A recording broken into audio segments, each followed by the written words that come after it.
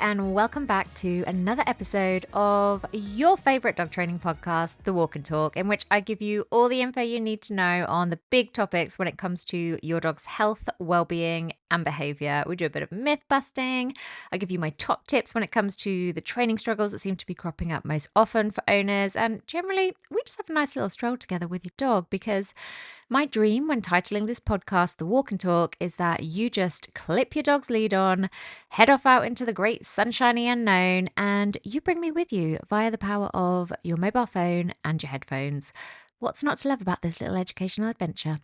Anyway, let's get into it, because this week I wanted to finally dive into a topic that people have requested ever since I did the episode on whether or not you should neuter your male dog, which I think was episode 7, if you're interested in going back and listening to that. And that is whether or not you should spay your female dog. So if you are the owner of a female dog and you're trying to weigh up the pros and cons, hopefully this podcast will be a useful reference point for you, because I'm going to explore in as balanced a way as possible, because actually my views on spaying females are different to my views on neutering males. And that is largely because in this case, we're not talking about testosterone. If you want to know why I think testosterone is so important, you can go back and listen to episode 7. If not, you can stay right here and we will look at the potential benefits and risks of spaying. We'll explore exactly what's involved in the procedure, because it is more invasive a surgery than it is for a male dog. I'll talk about the role of estrogen and what it does for our female dogs, so that we can better assess how important the timing of any potential sterilization surgery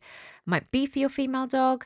And we'll also look at variations in advice that are cropping up with more breed-specific research, because ultimately, one-size-fits-all spaying advice is outdated, and I don't want to give you that. We'll also look, as we did with the male dogs, at the impacts of spaying or not spaying your dog when it comes to behaviour, which is really important for all of us, right? And of course, we need to consider something extra here, and that is seasons. What impact do they have on your female dog, and what lifestyle factors need to be considered as a result? Now, before we dive too deep into the nitty-gritty, let me just say this isn't a podcast where I'm going to tell you what to do. I'm not here to push an agenda or guilt trip anyone. I'm here to lay out the facts, share the research, and give you the tools to make the decision that feels right for you and your dog, because I honestly believe this is not a one-size-fits-all topic. So let's start with the obvious question. What actually is spaying? Well, spaying, or an ovariohysterectomy, didn't know if I was going to trip over that, to give it its full medical name, is a surgical procedure where basically the female dog's ovaries and usually her uterus are all removed. This makes her sterile. She cannot get pregnant. She will not have puppies.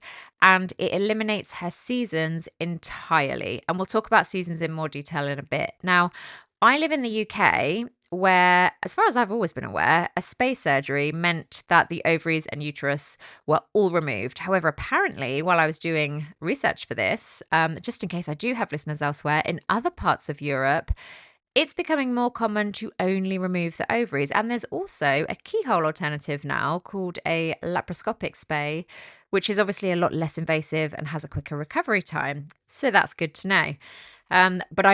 Well, as far as I'm aware, I don't think that kind of stuff is happening over here. Now, as straightforward as all of that might sound, ultimately, a spay is a major abdominal surgery. It comes with risks, it comes with a recovery period, and it has long-term consequences for your dog's hormonal system. And that's what we're here to talk about today, because hormones don't just exist to make puppies happen. They regulate your dog's behavior, her emotions, her metabolism, her growth, her bone development, even how she responds to training. So to kick it off, let's talk about estrogen. So estrogen is the key female sex hormone in our female dogs. It plays an important role in everything from growth plate closure in adolescence, which I talked about with male dogs as well. It also plays a key role in maintaining muscle tone to protect against urinary incontinence in adulthood, and even helping to regulate fear and stress responses. When we remove the ovaries, which are the main producers of estrogen, we're essentially shutting down that entire hormonal system. For some dogs, that might not cause any obvious issues, but for others, particularly sensitive dogs or large breeds who mature slowly, the loss of estrogen can have significant knock on effects. It's also worth saying that timing really matters here. The earlier a dog is spayed, especially if it's before her first season, the more dramatic those hormonal changes can be because her body hasn't yet completed its natural growth and development. And this is where the research gets really interesting. And I have to raise the topic of breed specific considerations here because there's growing evidence that the ideal time for spaying, or even whether to spay at all, can actually vary hugely depending on your dog's breed and her size. For example, golden retrievers spayed early have been shown to have a higher risk of certain cancers, as well as joint problems like cranial cruciate ligament disease.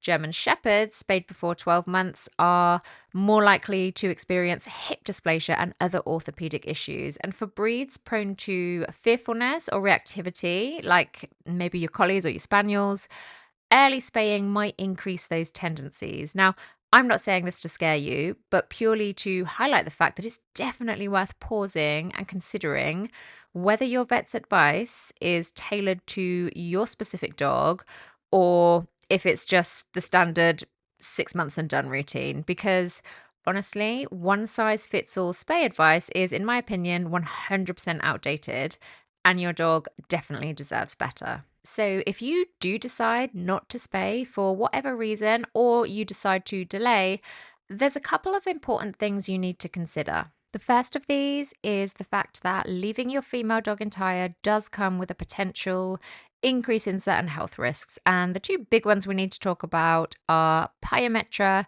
and mammary cancer. Let's start with pyometra because it's a really serious one. Pyometra is a potentially life-threatening infection of the uterus, and it's unfortunately something that many dog owners have never even heard of until they're in that vet emergency room being told their dog needs surgery right now. It's more common in older unspayed females, often those that have been through multiple seasons. And it usually occurs a few weeks after a season has finished. The hormonal shifts at that point can create the perfect conditions for bacteria to thrive in the uterus. And when that happens, it's nasty. It fills with pus and it becomes epically inflamed. And everything can deteriorate really quickly. Now, there are two types, open and closed. And the closed one is the scariest, frankly, because there are just no obvious signs until your dog is extremely unwell. We're talking lethargy, vomiting, refusing food, a swollen abdomen, even a full collapse. It's genuinely a dire medical emergency, and it typically requires emergency spay surgery, sometimes with a seriously unwell patient on the table who's already compromised. Now, that's not to say every unspayed female will get pyometra. They won't, of course they won't, but the risk does increase significantly with age. So if you're choosing to delay spaying, it's just something you need to be aware of and keep on your radar, especially as your dog gets older. And if you're choosing not to spay at all, it's worth having a plan in place with your vet in terms of regular health checks and just knowing and really being on the ball with regards to what symptoms you need to be watching out for. My best friend's dog had this, and cards on the table, it was absolutely horrendous for her. The second big health concern that comes up in this conversation is obviously mammary cancer, breast cancer in dogs. And again, this is something where timing plays a really key role. Research shows that the risk of developing mammary tumors is lowest if a female dog is spayed before her first season. That risk then rises with each season that passes. So, first season, still a fairly low risk. Second season, higher risk. And by the time you've reached 3 or more seasons, the protective effect of spaying in terms of cancer risk is basically gone. Now, here's where it gets tricky, right? Because that protective effect comes from removing the influence of estrogen before it's had time to repeatedly stimulate the mammary tissue. But, and it's a big but, We now also understand that estrogen plays a crucial role in skeletal, joint, and brain development, particularly in younger dogs. So, while early spaying might reduce that cancer risk, it may also increase the risk of orthopedic issues and behavior changes if done too soon. And this is why, again, I keep coming back to individuality. There's no perfect option, only the right option for your dog and your life. If you've got a breed with a strong genetic risk of mammary cancer, think spaniels, poodles, or certain smaller breeds, and your dog has no behavioral sensitivities or training concerns, earlier spaying might make sense for you. But if your dog is still growing or you've got reactivity or confidence issues you're working through, it might be worth delaying while just being mindful of the risks and keeping those vet checkups regular. So, yes, there are pros and there are cons, and that's okay. That's how informed decisions are made. No fear mongering, no pressure, just facts, compassion, and you figuring out what's best for your individual girl. Right, let's move on to the second thing you'll need to be prepared for if you decide not to spay right away, and that is seasons. Now, this can be one of the biggest challenges for people who choose not to spay or who want to delay it, and that is the art of managing their female dog through her seasons. So, most females come into season every 6 to 8 months or so. It can vary a bit by breed and individual, and a season will typically last around about 3 weeks. And during that time, she's likely to have a bloody discharge, swelling of the genitals, and an undeniably increased interest from absolutely every unneutered male in a 5 mile radius. But it's not just the logistics of this that you need to think about, like protecting your home and your furniture or restricting her off-lead freedom for a few weeks to keep her safe. It's also the behavioral changes. Some females can become clingy or emotional. Others can get a bit stroppy and irritable or withdrawn. You might see an increase in aggression or resource guarding. Some get really playful and flirty, for want of a better word. And then after the season, it's quite common for dogs to go into a false pregnancy, which can cause them to nest. They can start mothering their toys. They can even start lactating. So, living with an unspayed female requires a bit of understanding and management, but it's very doable. You just have to know what's coming and be prepared to handle it. So, on the flip side, let's explore the behavioral impact of spaying. So, let's zoom in now on the behavioral side of things, okay? Because this is often where dog owners are hoping for answers. And honestly, it's one of the areas where the conversation can get really murky really fast. So, I want to walk you through this gently but thoroughly. First of all, it's important to say that spaying doesn't create behavior problems, but what it can do is influence certain behaviors or change how a dog expresses them, particularly depending on when the procedure is done and the temperament of the dog to begin with.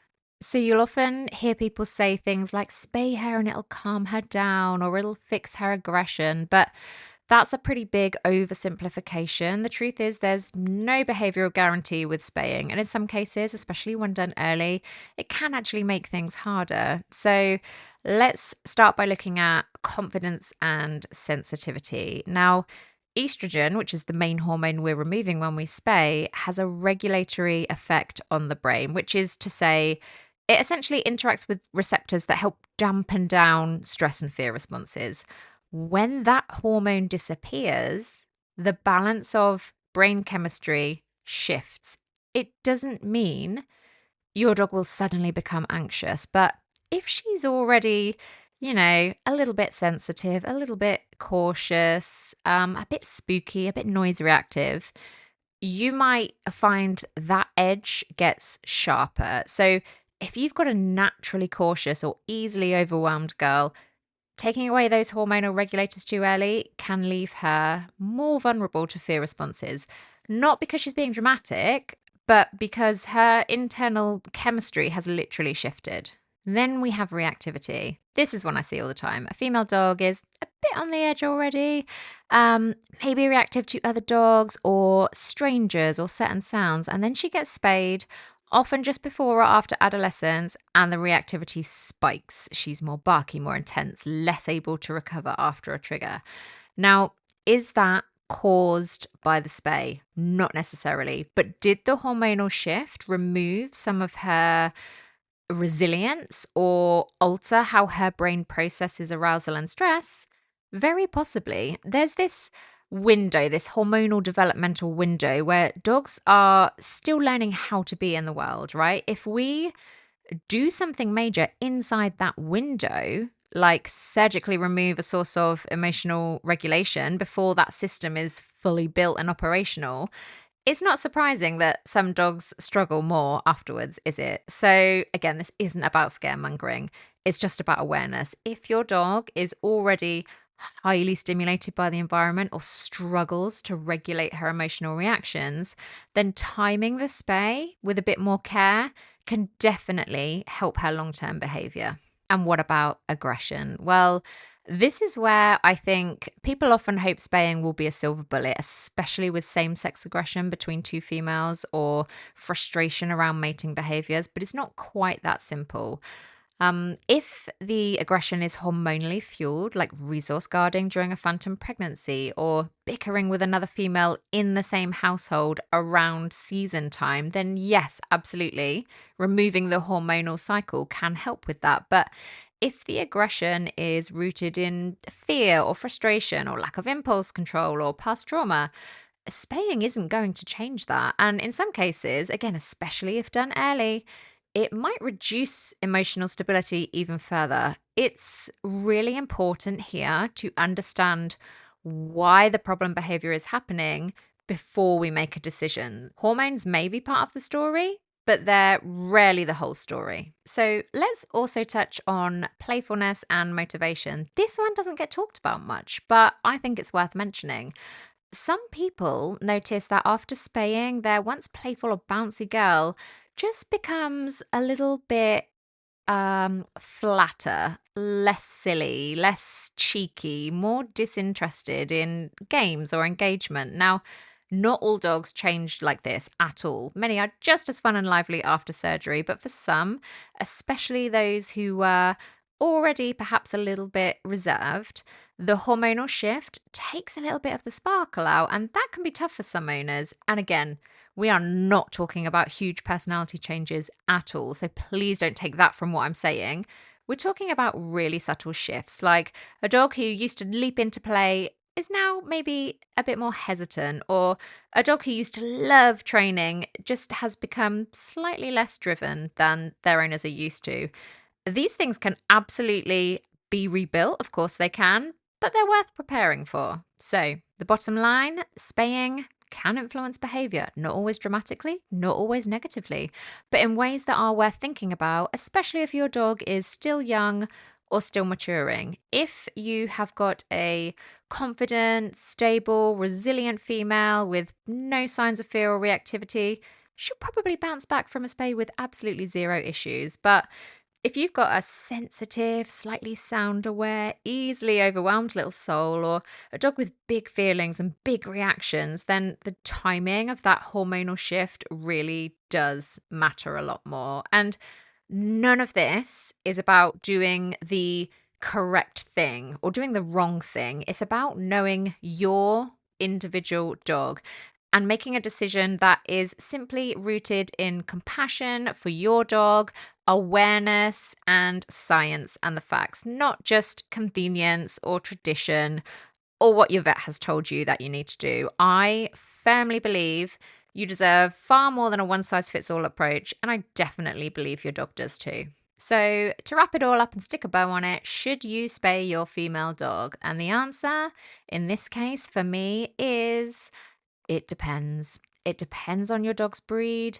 It depends on her age, her temperament, her health, her lifestyle.